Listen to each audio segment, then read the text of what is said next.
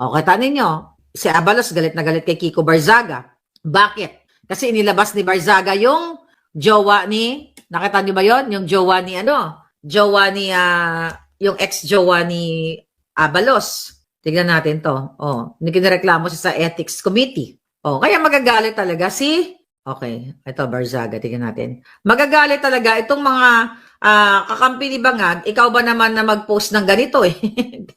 Ikaw ba naman, Kiko Barzaga, ang mag-post ng ganyan? Oh, yung kadyot-adyotahan ni Abalos. Oh, talagang papailan ka sa Ethics Committee kasi gusto kang i-shut up. Oh, sino ba yung girl na yan? Oh, kita mo kapal ng muka? Siya dapat ang mareklamo, sabi nga ni Kiko. Ito dapat ang inuuna ng 4-piece rep JC Abalos sa Ethics Committee, yung Tito Abalos niyang may babae. Oh, tapos ang baliktad rin siya, binabaliktad siya, si Kiko. Okay, dating DILG Secretary Abalos, okay, ang tumitindig para sa kanyang pamilya matapos batuhin ni Cavite Rep Kiko Barzaga na manoy walang basihang paratang ng korupsyon. Julul, di ba? Bakit, di ba? Bakit nila sa Ethics Committee? Bakit hindi nila kasuhan? Doon ka magtataka. Doon kayo magtataka. Kasi talagang politika. Kasi kung alam mo nagsisinungaling itong si Kiko Barzaga, kung meron kang probable cause na talagang dinefame ka or whatever, na wala siyang ebidensya, kasuhan mo para makalaboso siya. Di ba? Sabi niya, ayon kay Abalos, walang katotohanan na may masamang hangarin ang mga akusasyong ibinato sa kanila ni Barzaga. Giit pa niya, walang kinalaman sa anumang flood control projects nung siya pa ang pinuno ng DILG. I wish to clarify that during my tenure as Secretary of the Interior Local Government, I had no involvement in any flood control projects. Furthermore, my nephew JC was not involved in any such undertakings. Ngayon, madali lang magsalita na ganyan. Lahat naman na magnanakaw, sinasabi nila na wala silang kinalaman. Pero dahil nga na siniwalat ni Kiko, pati yung kadyuta-dyutahan niya, iko-complain niya sa Ethics Committee para matanggal si Kiko Barzaga. Pero kung gusto talagang labanan, dahil may pera naman ito si Barzaga, pare-pareho sila, maglabanan sila sa korte, maglabasan sila ng ebidensya. Bakit ayaw nila gawin yan? Bakit ayaw gawin ni Abalos? Alam nyo na. Kasi, siyempre, pag nagkaso-kaso, maglalabasan ng mga ebidensya.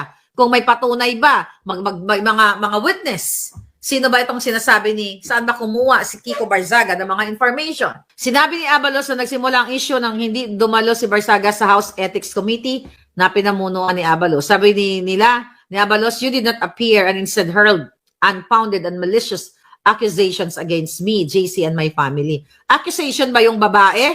Hindi accusation yun, fact yun.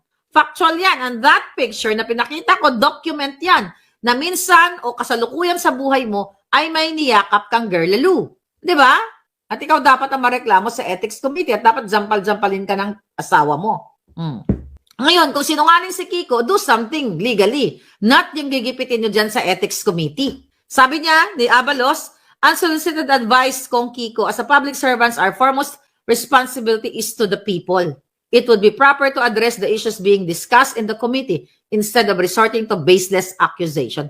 Is a responsibility to the people.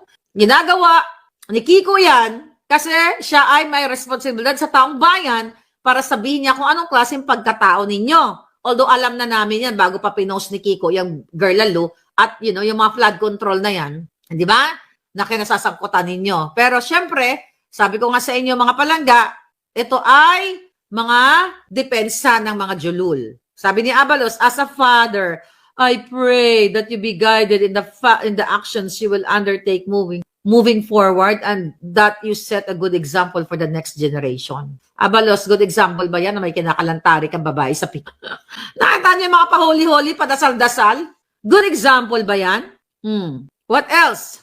Oh, sabi ni Inday Sara kanina, biglang nawawala, nililibing. Okay? Dahil nga selective yung anti-corruption probe na ginagawa nila dyan sa ICI na yan, anti-corruption, independent, cover-ups yung mga ganyan. Kapag nasusukol ang mga kasabwat ng mga bangag, nililis nga nila. Kaya nga nililis nila eh. Once na masukol sila, lilipat kay Bongo, lilipat, mamaya-maya, si Senator Bato na yan. Maya-maya, kung sino pa man. Kung sino-sino ang kanilang papangalanan. Kaya sabi ni Inday, bakit specific yung investigation? Di ba? Bakit si Diskaya nga lang, di ba? Nakikita nyo?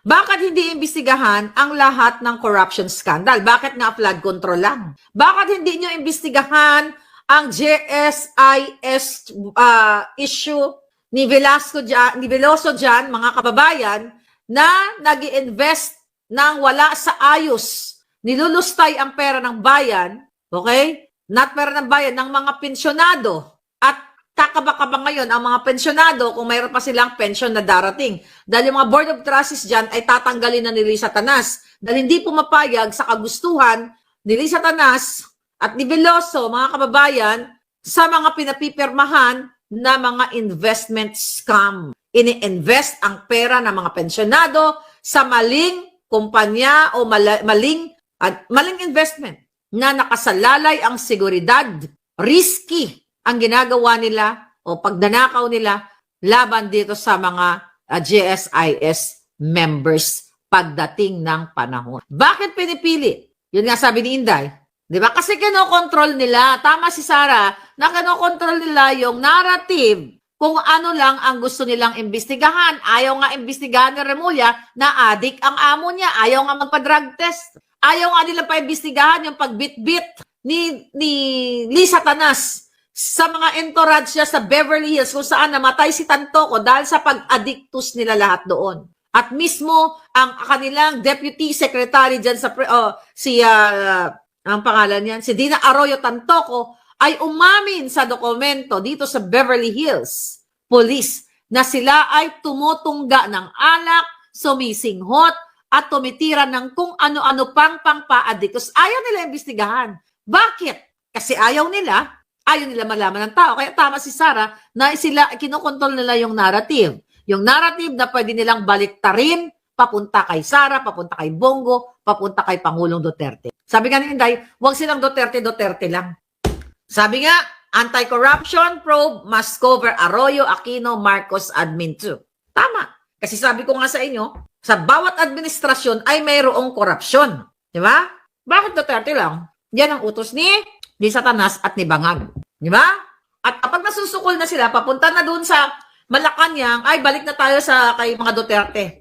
Nagpagawa na tayo ng mga optics natin. Tirahin na natin yung mga kakampi ni Duterte. Katulad ni Bongo, ganyan-ganyan. Di ba? Yun ang ginagawa nila. Sabi nga ni Inday, na kung mamamatay, kung mapapansin ninyo, kapag medyo tinatamaan na o merong natatamaan na talaga sa Office of the President, ang administrasyon sa investigation ay biglang namamatay yung investigation o nawawala.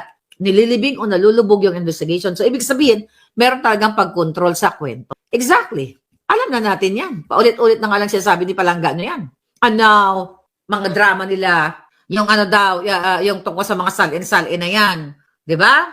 Ilalabas daw ni Bangag, mag-i-allow niya na patignan yung salin niya. Ulul. Sigurado ba tayo na ang salin, sinabi ko nga, script lang yan. Black and white, papel-papel lang yan, drama-drama. Ilalagay ba niya lahat dyan, ang mga hayop na mga kalyado ni Bangag, yung tamang salin nila? Dudoktorin nila